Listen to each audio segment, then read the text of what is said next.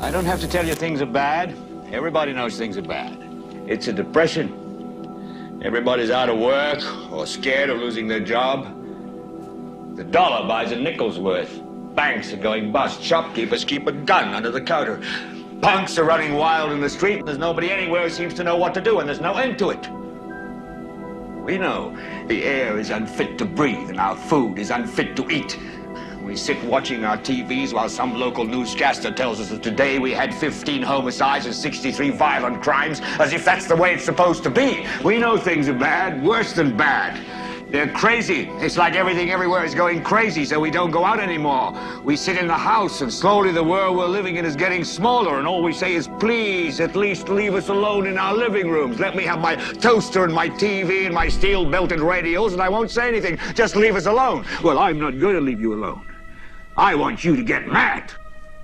I don't want you to protest. I don't want you to riot. I don't want you to write to your congressman because I wouldn't know what to tell you to write. I don't know what to do about the depression and the inflation and the Russians and the crime in the street. All I know is that first, you've got to get mad. You've got to say, I'm a human being. My life has value.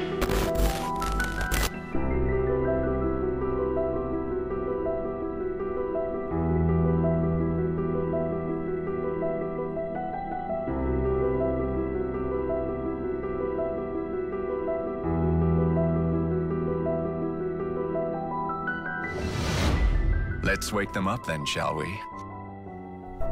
We live in an age of mass media, hyper-info, thousands of frequencies broadcast globally on millions of channels, billions of gigabytes of data uploaded and downloaded every single day, and all this is available at the touch of a button or the swipe of a finger.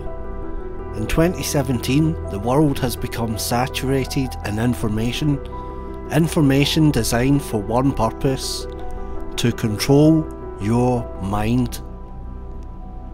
The television is a weapon that has the ability to control the thoughts of entire populations, to sway public opinion, to protect corrupt politicians, to label some innocent and portray others as criminal, to hide the truth and sell lies, to convince you that their voice is real and alternative media is fake news. I think it's a disgrace that information that was false and fake and never happened got released to the public. As far as BuzzFeed, which is a failing pile of garbage, writing it, I think they're going to suffer the consequences. They already are. And as far as CNN going out of their way to build it up, it was just reported that it wasn't this Michael Cohen they were talking about. So all night long, it's Michael Cohen. I said, I want to see your passport. He brings his passport to my office. I say, hey, wait a minute. He didn't leave the country. He wasn't out of the country. They had Michael Cohen of the Trump Organization was in Prague. It turned out to be a different Michael Cohen. It's a disgrace what took place. It's a disgrace. And I think they ought to apologize to start with Michael Cohen. Sir, since you're attacking us, can you give us a question? Go ahead. No, Mr. President-elect. Go ahead. Mr. President-elect, Go ahead. since you are attacking No, our news not you. organization, Not you. can you give us a chance? Your organization You are is attacking terrible. our news organization. Your organization Can you give is us a terrible. chance Let's to go. ask a question, sir? Go ahead. Sir, can Quiet. you state, Quiet. Mr. President-elect, Go ahead. can you state She's asking a categorically, question. Mr. Don't be rude. President-elect, can you give us a question? Don't be You're rude. attacking us. Can you give us a question? Don't be rude. Can you No, I'm give not us a going to give you a question? question. I'm not going to give you a Can question. you state categorically? You are fake news. Sir, go ahead. Can you... Even though Donald Trump just labelled CNN fake news and he called BuzzFeed a pile of garbage, this statement would no doubt make every conspiracy theorist everywhere cheer with thunderous applause. We have to bear in mind that Trump may be indeed the other side of the same coin.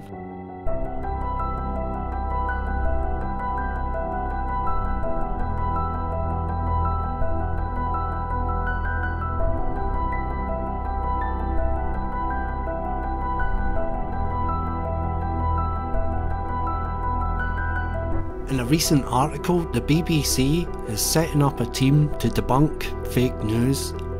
Permanent reality check team will target false stories or facts being shared on social media.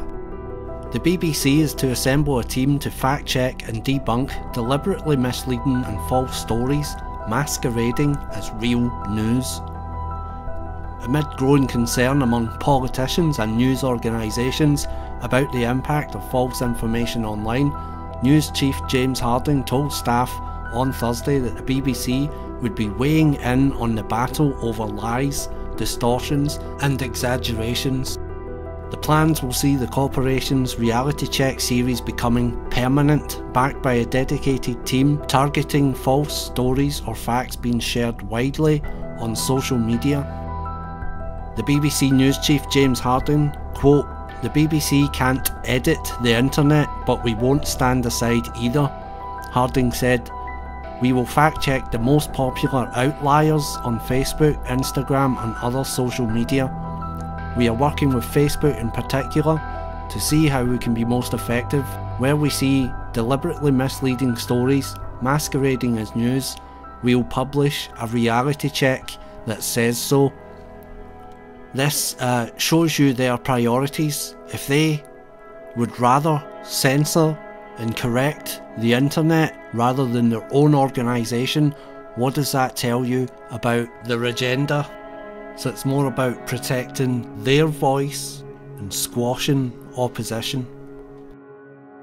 More startling, the BBC also have plans to include establishing an expertise network drawing on staff across the BBC, creating an intelligence unit within the World Service, which has received $290 million to expand its reach into new languages and putting more resources into data journalism.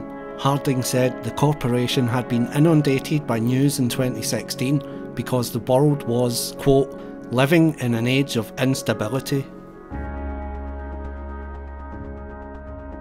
The law of gravity is nonsense. No such law exists. If I think I float, and you think I float, then it happens.